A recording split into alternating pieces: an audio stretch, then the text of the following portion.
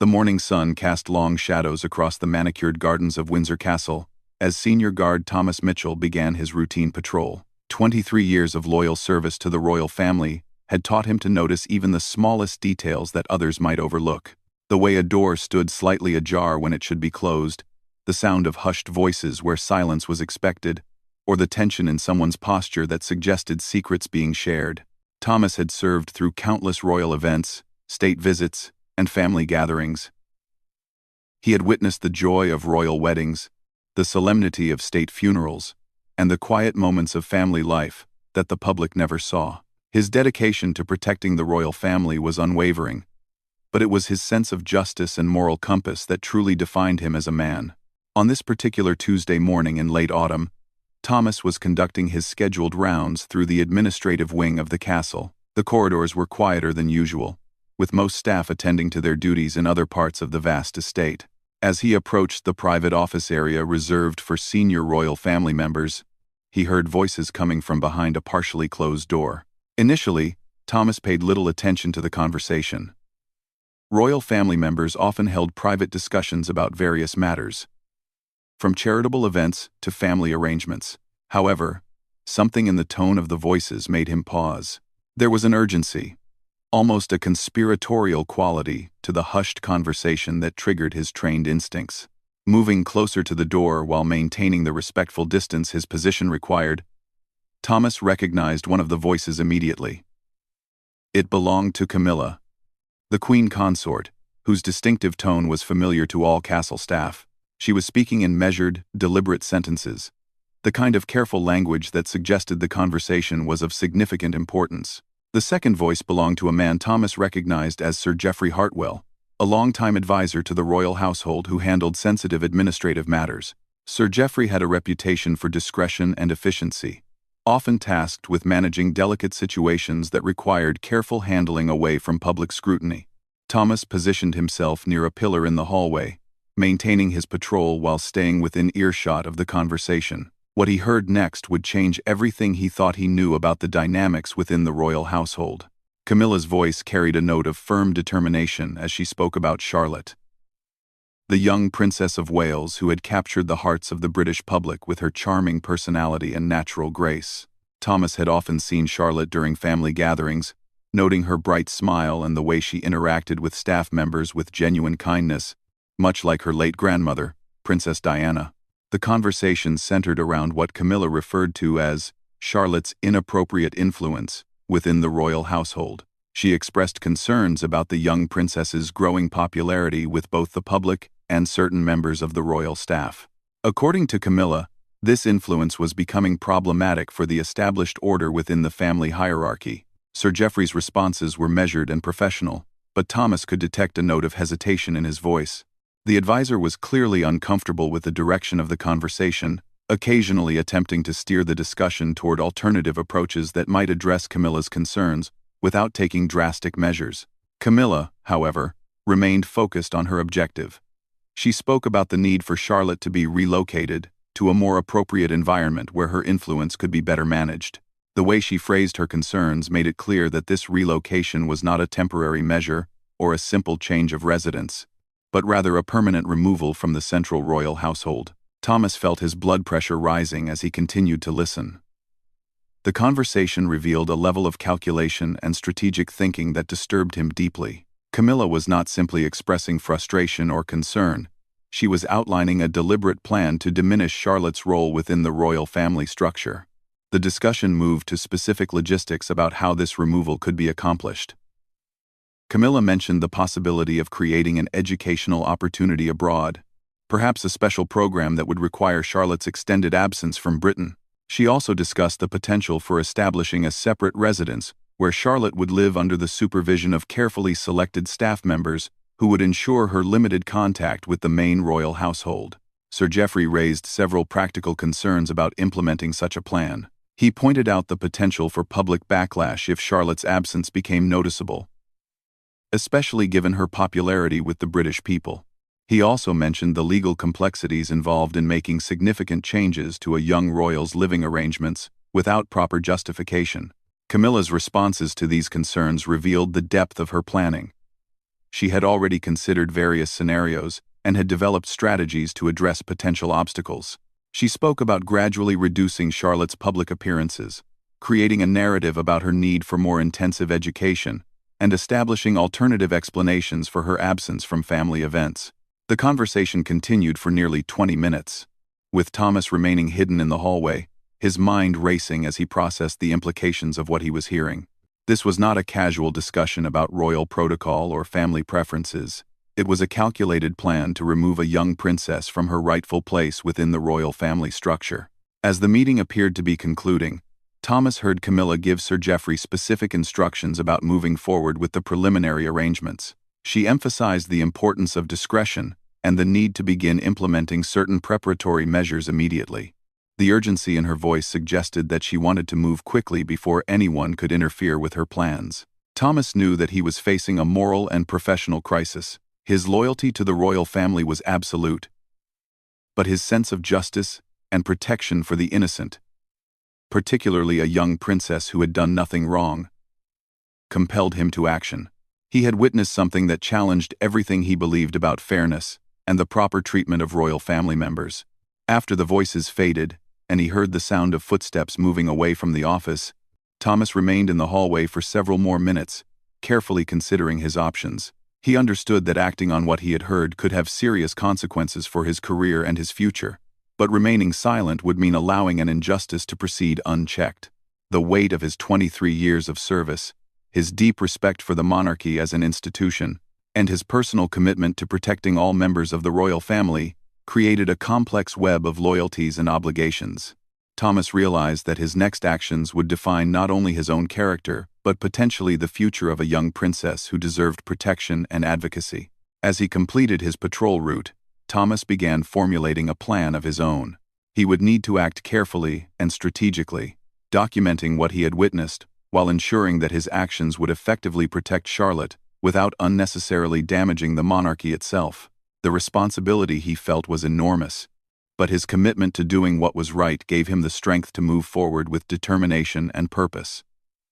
Thomas Mitchell spent the remainder of that day wrestling with the gravity of his situation. The evening hours found him pacing in his modest apartment within the castle grounds, his mind replaying every word of the conversation he had overheard. Sleep eluded him as he considered the various paths available to him, each fraught with potential consequences that could reshape not only his own life, but the lives of others within the royal household. By dawn, Thomas had reached a decision that would require careful execution and unwavering courage.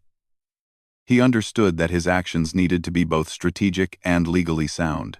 Simply reporting what he had heard without proper evidence would likely result in his dismissal and accomplishment nothing to protect Charlotte. He needed to build a case that would be impossible to dismiss or suppress. Thomas began by meticulously documenting everything he remembered from the conversation. He recorded the exact time, location, participants, and as much of the specific language used as he could recall. His years of security training had taught him the importance of precise documentation, and he applied those skills now with methodical thoroughness. Over the next several days, Thomas adjusted his patrol routes to position himself strategically within the castle. He needed to gather additional evidence while maintaining his regular duties without arousing suspicion.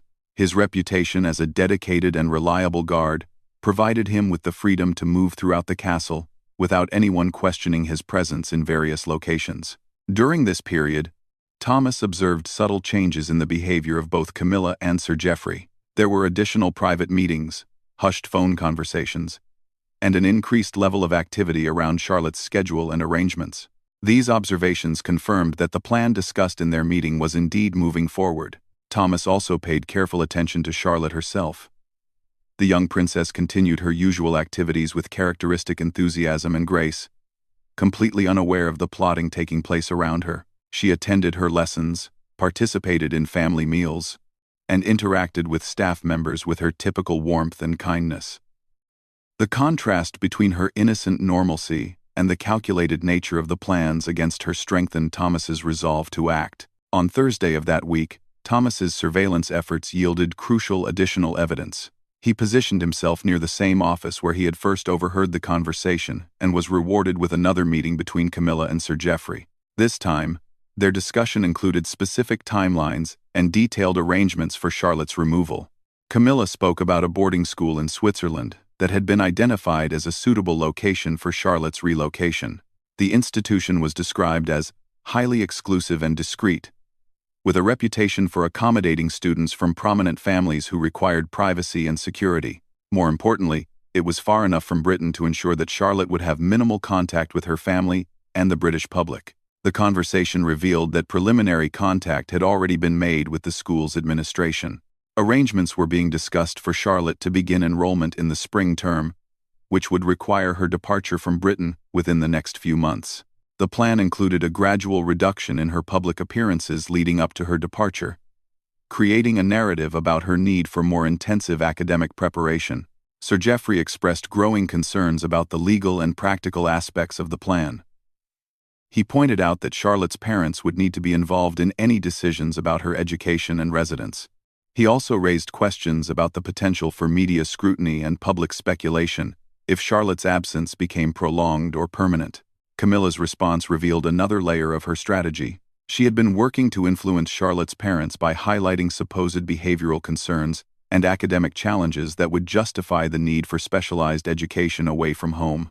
She spoke about creating documentation that would support the narrative of Charlotte requiring more structured educational environment and closer supervision than could be provided within the traditional royal education system. Thomas listened with growing alarm as the conversation continued.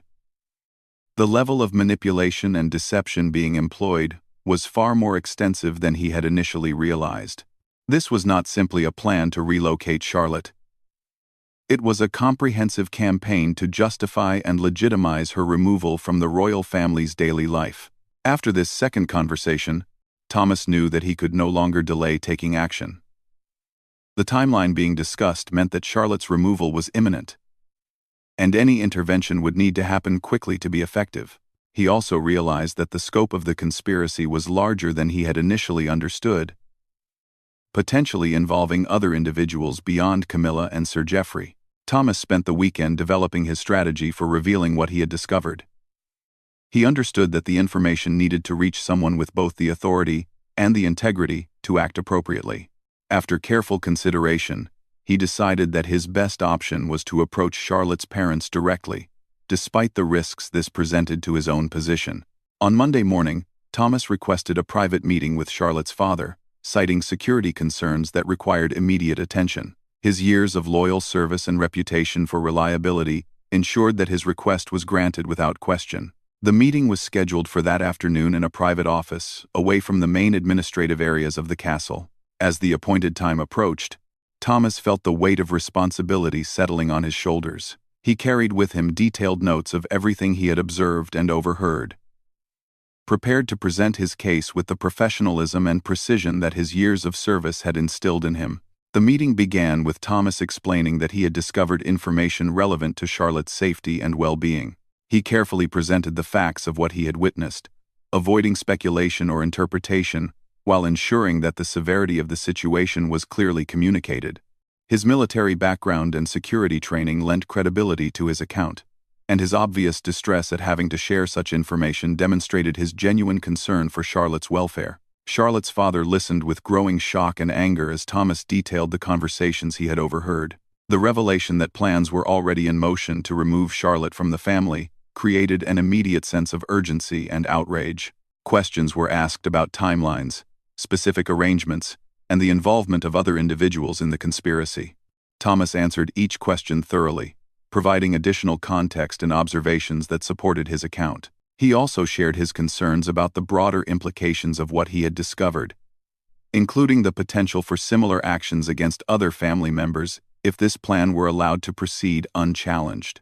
The meeting concluded with Charlotte's father expressing both gratitude for Thomas's courage in coming forward and determination to address the situation immediately.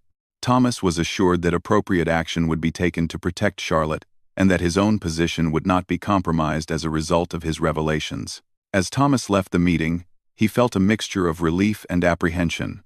He had done what his conscience and sense of duty demanded, but he understood that the consequences of his actions were now beyond his control. The information he had provided would set in motion a series of events that would fundamentally alter the dynamics within the royal household and potentially expose deep-seated conflicts that had previously remained hidden from public view.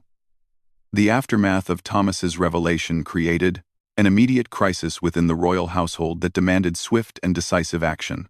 Charlotte's father wasted no time in investigating the claims, conducting discreet inquiries that confirmed the accuracy of Thomas's account. Within hours, the full scope of Camilla's plan had been uncovered, including documentation that revealed the extent of the preparations already made for Charlotte's removal. The confrontation that followed was unlike anything the castle walls had witnessed in decades. Charlotte's parents, armed with irrefutable evidence of the conspiracy against their daughter, demanded an immediate meeting with Camilla and those involved in the plot. The meeting was arranged for early that evening in the formal conference room, typically reserved for the most serious royal business. Thomas, despite his role as the whistleblower, was requested to attend the meeting as a witness to the conversations he had overheard.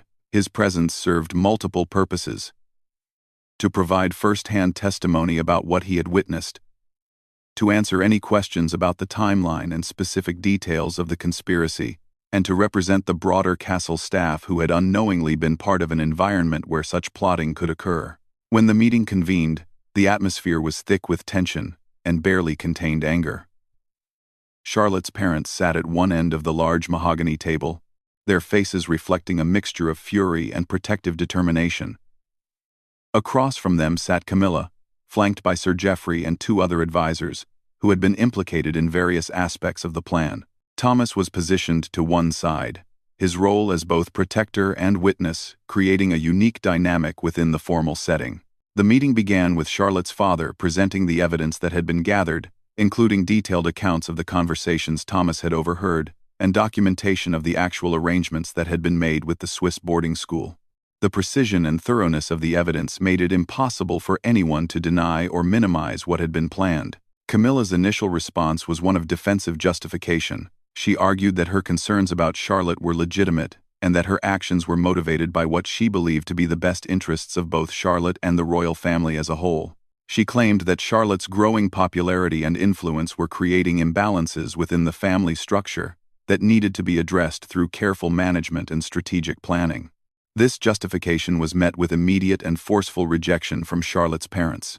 They pointed out that any concerns about Charlotte's development or education could have been addressed through open family discussion rather than secretive plotting. The deceptive nature of the plan, including the creation of false narratives about Charlotte's behavior and academic needs, demonstrated that the true motivation was not Charlotte's welfare, but rather Camilla's desire to diminish her influence within the family.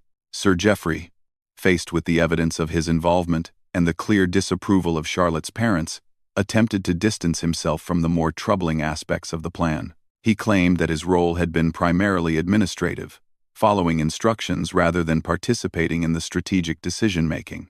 However, the documentation clearly showed his active participation in developing the logistics of Charlotte's removal, making his claims of passive involvement unconvincing. As the confrontation continued, the broader implications of the conspiracy became clear. The plan to remove Charlotte was not an isolated incident but rather part of a pattern of behavior that sought to manipulate family dynamics for personal advantage. Questions were raised about other decisions and arrangements within the household that might have been influenced by similar motivations. Thomas was called upon to provide his perspective on what he had witnessed, both in terms of the specific conversations and his observations of the broader atmosphere within the castle. His testimony was particularly powerful because of his reputation for integrity and his obvious reluctance to be involved in any controversy that might damage the royal family's reputation. Thomas spoke about his 23 years of service and his deep respect for the monarchy as an institution. He explained that his decision to come forward was motivated not by any desire to create conflict, but by his commitment to protecting all members of the royal family, especially those who might be vulnerable to manipulation or unfair treatment. His words carried the weight of genuine conviction and professional dedication. The meeting reached a critical turning point when Charlotte's mother spoke directly to Camilla about the betrayal of trust that the conspiracy represented. She pointed out that Charlotte was not just a member of the royal family but also a child who deserved protection and advocacy from the adults around her. The plan to remove her from her family and home environment without her knowledge or consent was characterized as both cruel and potentially harmful to her psychological well-being. Faced with the overwhelming evidence and the united opposition of Charlotte's parents, Camilla's position became increasingly untenable. The other advisors who had been involved in the planning began to distance themselves from the conspiracy, acknowledging that they had been misguided in their participation and expressing regret for their actions. The resolution of the crisis involved several immediate changes to ensure Charlotte's protection and prevent similar incidents in the future. All arrangements related to Charlotte's supposed relocation were immediately cancelled, including the contact with the Swiss boarding school. Sir Geoffrey and the other advisors involved in the conspiracy were reassigned to positions where they would have no direct influence over decisions affecting Charlotte or other young family members. More significantly, new protocols were established for any discussions or decisions involving the education, residence, or activities of young royal family members. These protocols required the direct involvement and consent of parents, and included provisions for independent review of any proposed changes to ensure that the best interests of the children were being served. Camilla herself faced serious consequences for her actions. While the specific details of her disciplinary measures were kept private to avoid public scandal, it was made clear that her influence over household decisions would be significantly reduced and closely monitored. Her access to information about Charlotte's activities and future plans was restricted, and she was required to undergo counseling about appropriate family dynamics and child welfare. Thomas, rather than facing any negative consequences for his whistleblowing, was commended for his integrity and commitment to protecting the royal family. His actions were recognized as exemplifying the highest standards of service and moral courage. He was assured that his position was secure and that his career would not suffer as a result of his decision to come forward. The broader impact of the incident extended beyond the immediate resolution of Charlotte's situation. The conspiracy had revealed vulnerabilities in the castle's communication systems and decision-making processes that needed to be addressed to prevent similar problems in the future. New oversight mechanisms were implemented to ensure greater transparency in household management and to provide protection for staff members who might need to report concerning behavior. Charlotte herself, while initially shielded from the full details of what had been planned, was eventually informed about the situation in age-appropriate terms. She was assured of her parents' love and protection, and was told that there were people within the castle, like Thomas, who were committed to ensuring her safety and well-being. This knowledge, rather than creating fear or anxiety, seemed to strengthen her confidence and trust in the people around her. The incident also sparked broader discussions within the royal household about family dynamics, power structures, and the protection of vulnerable members. These conversations led to positive changes in how conflicts were addressed and how decisions affecting children were made, creating a more open and supportive environment for all family members. In the months that followed, Charlotte continued to thrive in her role as a young royal, her natural charm and intelligence undiminished by the conspiracy that had threatened to derail her future. Her relationship with her parents was strengthened by their protective response to the crisis, and she developed a special appreciation for Thomas and other staff members who had demonstrated their commitment to her welfare. Thomas returned to his duties with renewed purpose and satisfaction, knowing that his courage had made a real difference in protecting someone who needed an advocate. His reputation within the castle was enhanced by his actions, and he became a symbol of the importance of moral courage and speaking up for what is right, even when it involves personal risk. The resolution of the crisis demonstrated that justice and protection for the innocent could prevail even within the complex power dynamics of the royal household. It showed that institutions could be stronger when individuals within them had the courage to act according to their conscience, and that the protection of children and vulnerable family members required constant vigilance and moral commitment from everyone involved.